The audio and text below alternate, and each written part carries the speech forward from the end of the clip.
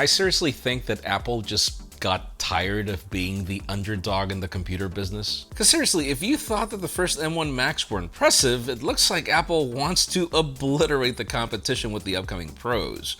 We have more details and tidbits from Samsung and their strategy going forward after the S21, and we have new leaks on the OnePlus 9 Lite, and I don't think we should be even calling it Lite. I'm Jaime Rivera, and am I the only one that goes through a launch and is like, what now? Only to be surprised by the batch of leaks of the next model pretty much the next day? This is Pocketnow Daily.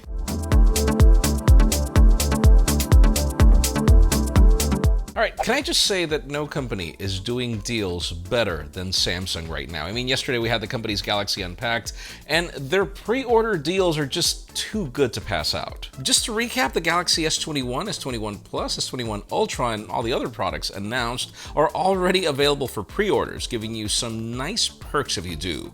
In the case of the Galaxy S21, you can get it for as low as $75 if you have the right device for trade-in, and you also get $200 in instant credit for accessories, like those Galaxy Buds Pro, because there are no earbuds in the box. Then the Galaxy S21 Plus is available for as low as $200 with the same credits. Now, in the case of the Ultra, that one just got lowered to $400. And here's the thing, if you don't do the trade-in, you still do get the $200 credit in addition to a free smart tag as a gift. Now, speaking of deals that are too good, the trade-in deals for devices like the Z Fold 2 for $1,000 are still there, so make sure you check those links in the description. And of course, we have more deals in the description for products like the latest M1 MacBook Pro, which is still $60 off, making it start at $1239. And yes, we have partnered with Subcase to give away a Galaxy S21 and a Galaxy S21 Ultra. So follow the second link in the description and enter promo code PocketNowGalaxy to enhance your chances to win. Now, one of the coolest features to launch with the modern true wireless earbuds and headphones is spatial audio, which we get to see on the AirPods Pro from Apple, also the AirPods Max, and now with the Galaxy Buds Pro from Samsung with their 360-degree audio. It basically tracks your head to offer a cinema-like surround audio experience while you're listening to music or watching a movie. The problem, it doesn't work with every service.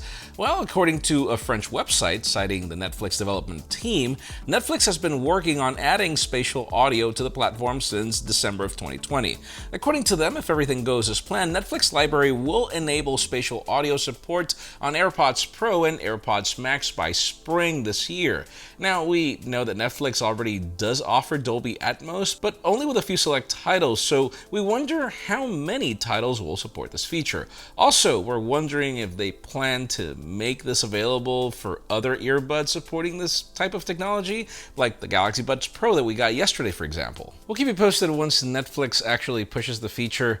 We're just seriously hoping that it's not limited to only Netflix shows, because that's all I see on my feed. Now let's move on to OnePlus, as the company was clearly on a roll last year, launching a ton of products, but it seems that 2021 is not going to see the company slow down. We've heard multiple leaks claiming that we will be getting a Lite variant of the OnePlus 9 series, and now we have some new leaks about the specifications and what we should expect. According to a tipster on Twitter, there's two different models, and he also showed the model numbers, but sadly, these are all exclusive to China and India at launch, probably expanding to Europe and the United States later.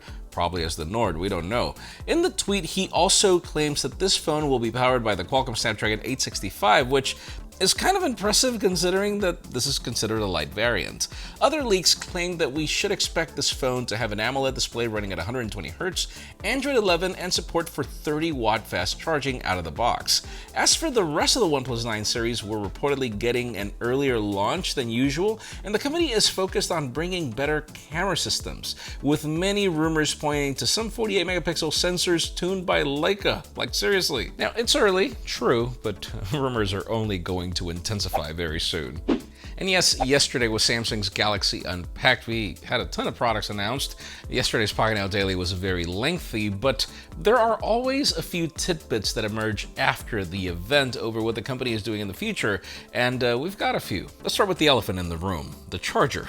A Samsung spokesperson mentioned in a Q&A that they believe that the gradual removal of the charger plugs and earphones from their box packaging can help address sustainable consumption issues and remove any any pressure that the consumer may feel towards continually receiving unnecessary charger accessories with their new phones. Oh man, that's total marketing right there. You can never have enough chargers, but yeah, it looks like Samsung is going green. But at least they lowered the price tag of their 25-watt charger from $35 to $19. And they will also be removing them from their lineups in the future. Now let's move on to the S Pen, as the Galaxy S21 series is the first non-Note line to support the stylus. On a statement from Samsung, they also claim that they plan to extend the S Pen across additional devices in the future. Hopefully, they're talking about the Z Fold line, as that's what we're all wanting to see.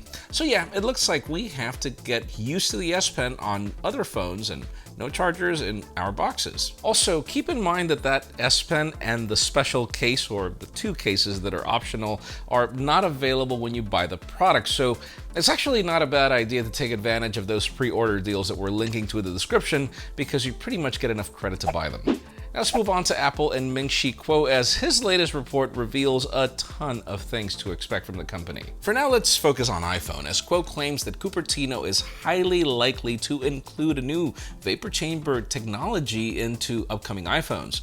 Now, you know what vapor chamber is, but just to refresh your memory, this technology basically involves the evaporation of a liquid with a specialized heat pipe, and then it snakes its way through the device's chassis. This means that the heat from the processor and other high-load components cause the liquid to evaporate into a vapor that spreads through areas of low pressure. Apple has reportedly been working on these for quite some time, but the solutions haven't matched their standards. Kuo claims that Apple is very optimistic about the improvements scheduled in this technology, and he expects that at least the high-end iPhone models will bring this technology in the near future. Now, the interesting part is that apparently the focus is not necessarily gaming, even if there will be a benefit, as vapor chamber technology will help the adoption of 5G as thermal loads for CPUs just keep increasing, especially now with the technology, which obviously hits the battery. The thing about it is, yes, we know it's not new. We know that Android phones have been doing it for the longest time, and we don't know if it's coming to the iPhone 13 or not, but it would definitely be cool to get it. We'll see. And finally, for the hottest news today, let's talk Apple and the company's future for their Apple Silicon Macs, as for those of you that thought that the M1 MacBooks were going to be it, oh no. That was just the tip of the iceberg. Like seriously, Mark Gurman and Ming-Chi Kuo have a lot of common ground in today's reports. According to them, Apple is working on refreshing the 13, which will turn into the 14-inch, and the 16-inch variants of the MacBook Pro. Both of these devices will be moving away from Intel processors and will be powered by next-generation Apple Silicon chips, which will be upgraded with more cores and enhanced graphics. Now, according to other reports, Apple is testing chips with 16 and 32 cores, even when it comes to GPUs, as they will also power the upcoming iMacs and probably a Mac Pro model. Now, when it comes to the display, Cupertino will finally make the jump to mini LEDs, meaning you will get brighter panels with higher contrast. Both of the reports also claim that MagSafe is making a comeback, which allows the computers to charge, but now apparently faster. Though keep in mind, the multiple USB-C ports will still be there, and I'm sure that they'll probably just offer the option if you still want to use that. Finally, and probably one of my favorite updates, is that the report claims that Apple will be getting rid of the Touch Bar, which was introduced back in 2016, and I still don't know anybody who likes it. Now, when it comes to the design, they will look similar to the ones we currently have, with some minor design changes and hopefully some smaller bezels with the new display technology. We could be getting these by the middle of the year, but hey, I mean, at any point of this year, that'll be fine. I mean, even that March event. I'm looking at you. Anyways, let us know in the comments down below. Have you already bought an M1 MacBook, or are you waiting for the next generation models?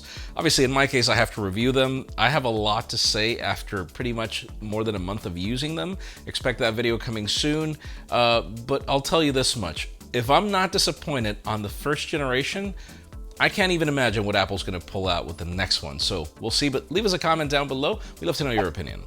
Friends, again, if you want to get the news earlier, follow us on Pocketnow.com and subscribe to our channel for more videos like this one. Also follow us on social media, as our extended coverage happens on Instagram. And follow me on my personal handles to see me, I don't know, question leaks.